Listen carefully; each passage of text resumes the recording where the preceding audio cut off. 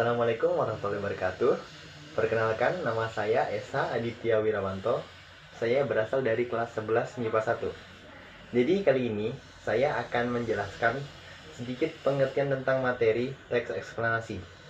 Yang pertama adalah pengertian teks eksplanasi. Teks eksplanasi merupakan teks yang menjelaskan tentang sebab akibat suatu kejadian, suatu peristiwa seperti kejadian alam, juga tentang ilmu pengetahuan, sosial, budaya, dan lain sebagainya. Dan juga teks eksplanasi ini juga sering digunakan untuk menjawab pertanyaan tentang mengapa, bagaimana pada suatu peristiwa atau fenomena.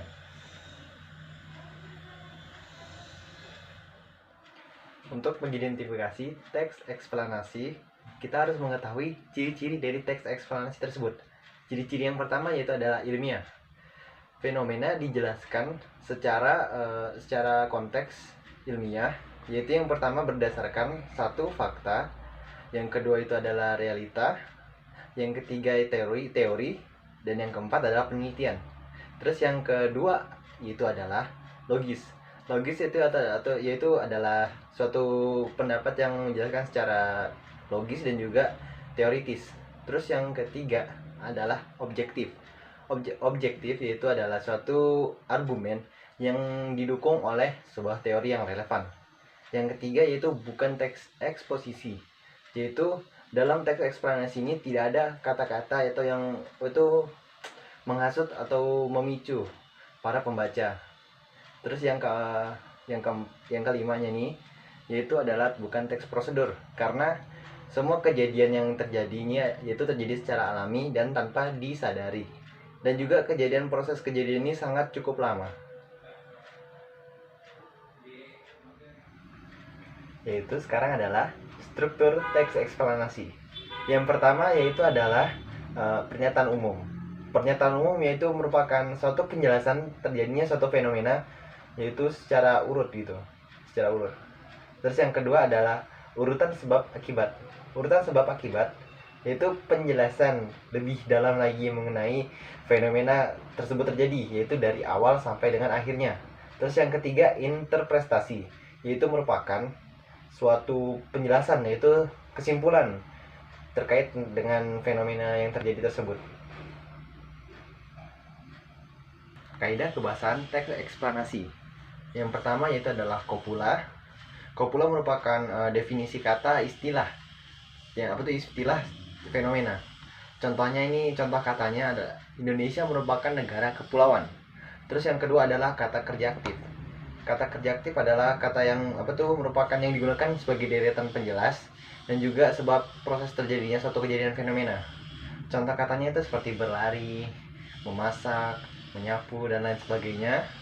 Terus kata konjungsi yaitu adalah yang menjelaskan hubungan sebab akibat terjadinya suatu fenomena, yang menghubungkan kata sebab akibatnya gitu. Dan selanjutnya juga ada keterangan waktu, yaitu merupakan kata yang digunakan sebagai menunjukkan waktu terjadinya suatu fenomena. Contohnya hari ini, malam ini, besok, atau kemarin. Dan juga ada kata ilmiah. Kata ilmiah itu merupakan konteks yang digunakan dalam untuk memperjelaskan suatu definisi terjadinya suatu fenomena. Terus yang terakhir nih adalah kata benda, yaitu subjek yang menggunakan kata yang istilahnya kata ganti benda, yang digunakan untuk menunjukkan suatu fenomena yang istilahnya itu dia tuh merupakan benda mati ataupun sebagainya.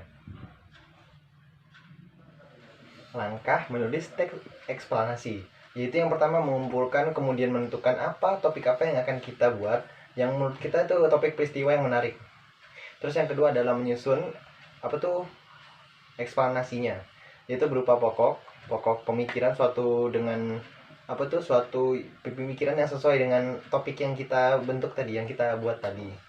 Terus yang ketiga itu mengumpulkan berbagai bahan sebagai isi dari teks yang akan kita buat, yaitu dari para narasumber yang kita tanyakan. Terus yang keempat itu menyusun kerangkanya menjadi satu teks eksplanasi yang utuh.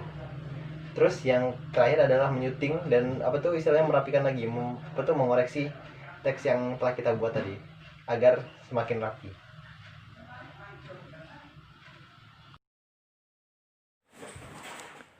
Kali ini saya akan memberikan bukti contoh teks eksplanasi saya yang berjudul banjir.